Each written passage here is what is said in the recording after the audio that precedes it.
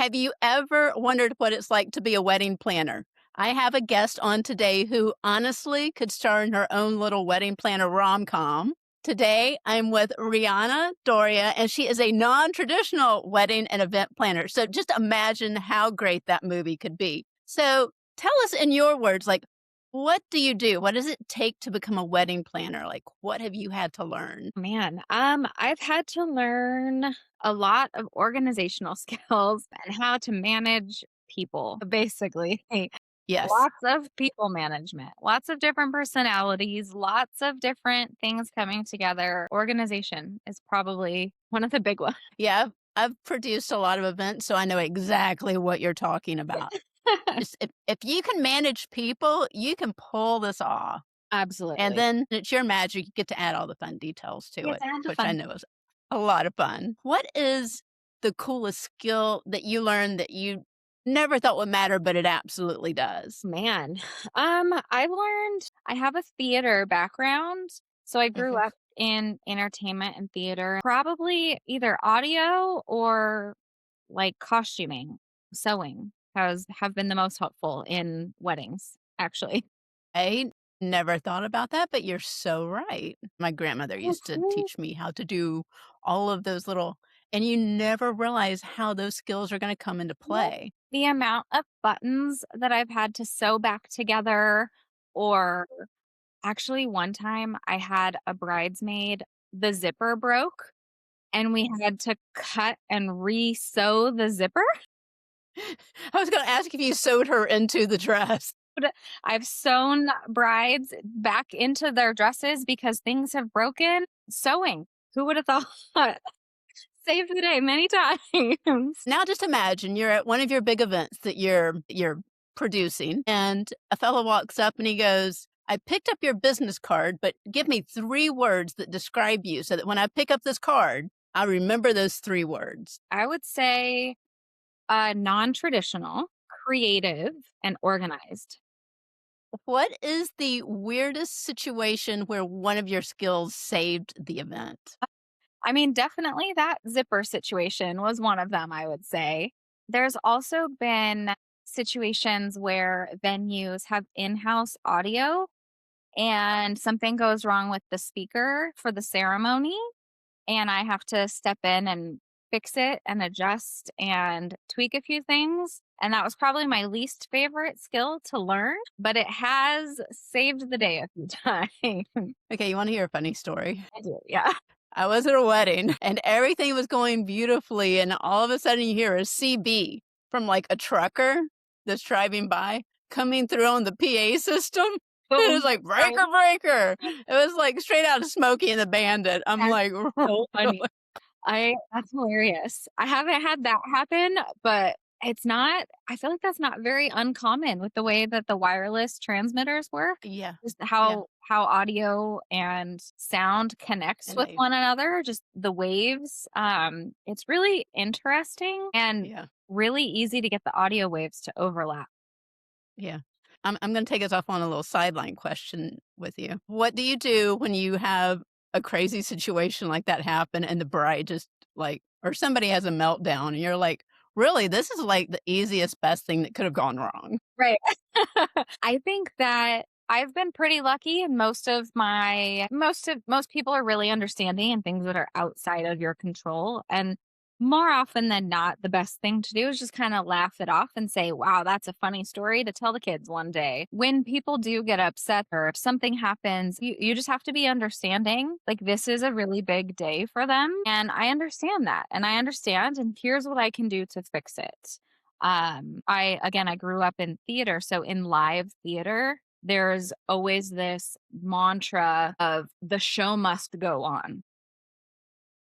It is going to continue. And same thing with weddings and events. One small thing, we're not just stopping the event, it's going to go forward. And what is the best way forward? So if a zipper breaks, the best way forward is to sew you into the dress because the show must go on. And so it's just figuring out the next best steps while remaining the calm authority presence of I understand that you are upset, but here's what we are going to do, and not allowing their stress to make me stressed. I'm the professional. Here's how we fix this. And I think this segues right into the next question for you, which is what helped you more learning how to talk, listen, or recover after messing up? Listen, 100%. You can't learn while you're talking.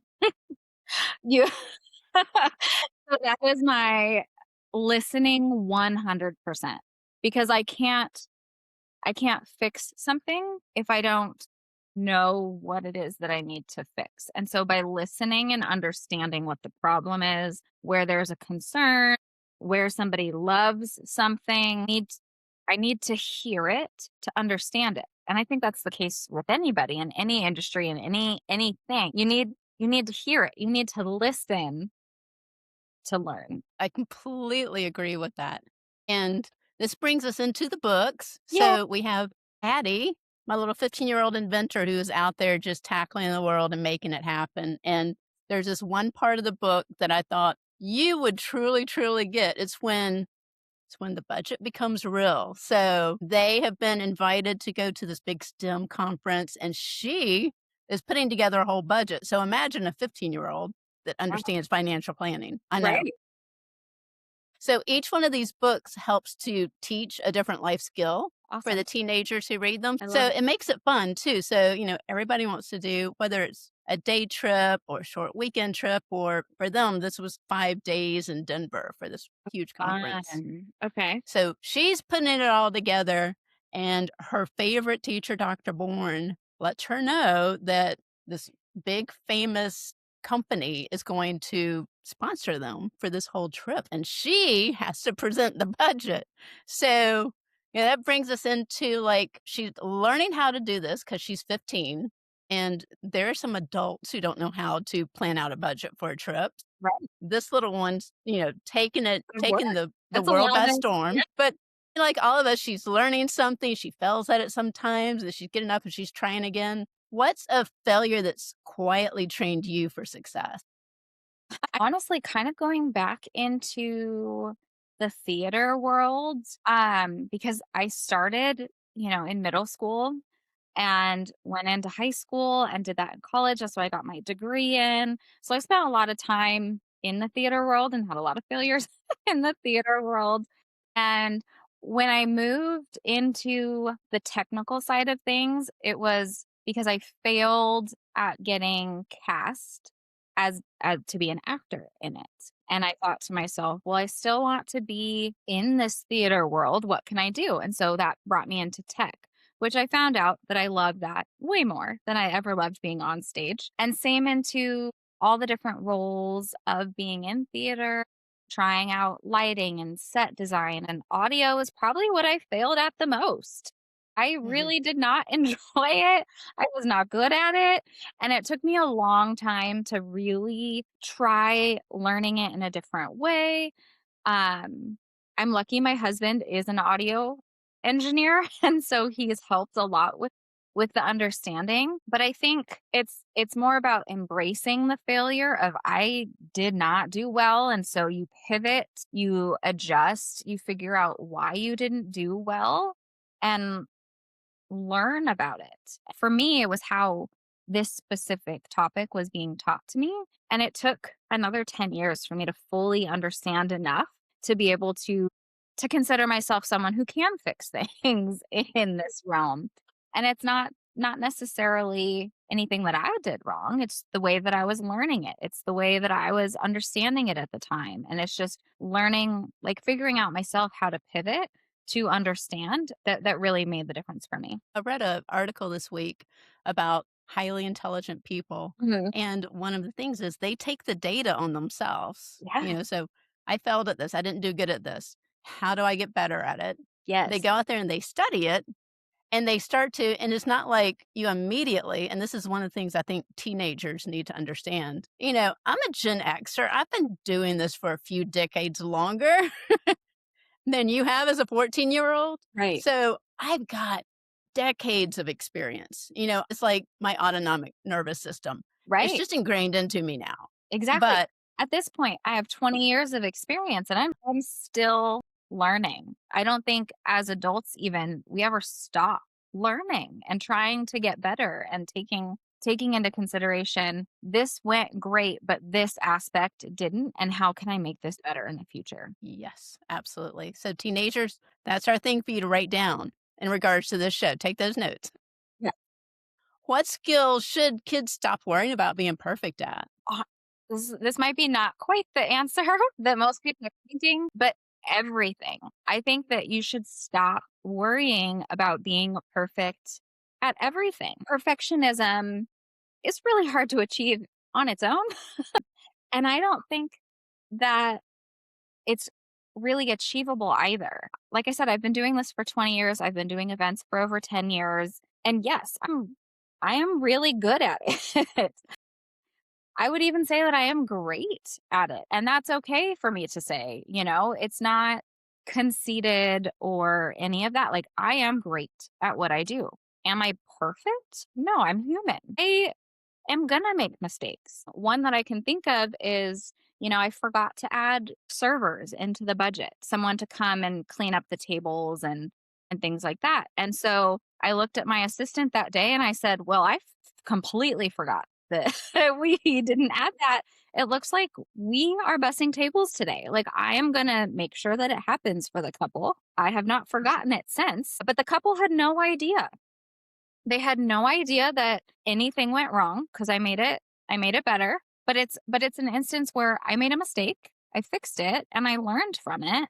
And things like that still happen. And so I think trying to achieve perfect in anything, I think that everyone should just strive for better. Like I can't remember where I heard it, but like if you can be 1% better today than you were yesterday, just 1%, just that one tiny tweak in your day. Maybe it's eating an Mhm. apple for your snack. Maybe it's, remembering to hire the server. But that one little tweak that you can make is all you really need each day.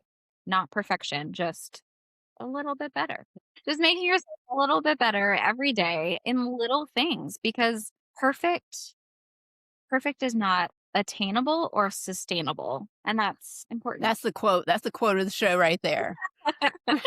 Write it down, folks. Okay, so to ask the final question of you, what are 5 skills that you use at work each time you're at an event? Wow.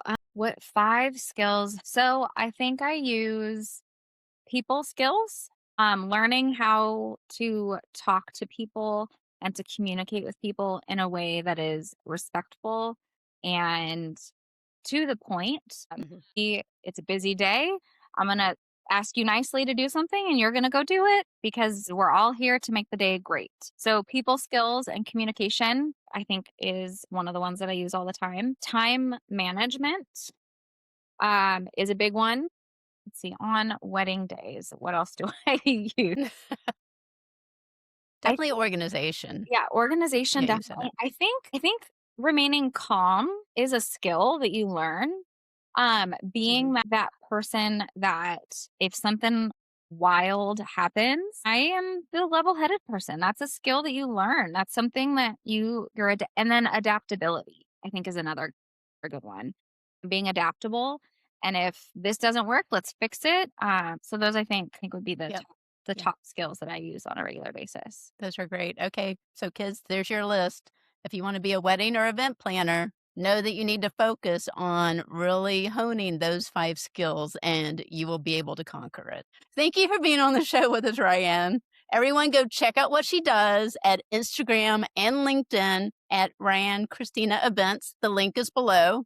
And thanks for watching Books That Build Skills. If today's story sparked an idea or gave you courage or helped you see what's possible, then we did our job.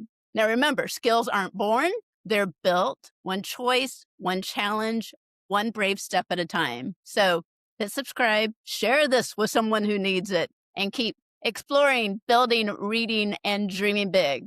I am Loxley Brown. This is Books That Build Skills, and you are just getting started.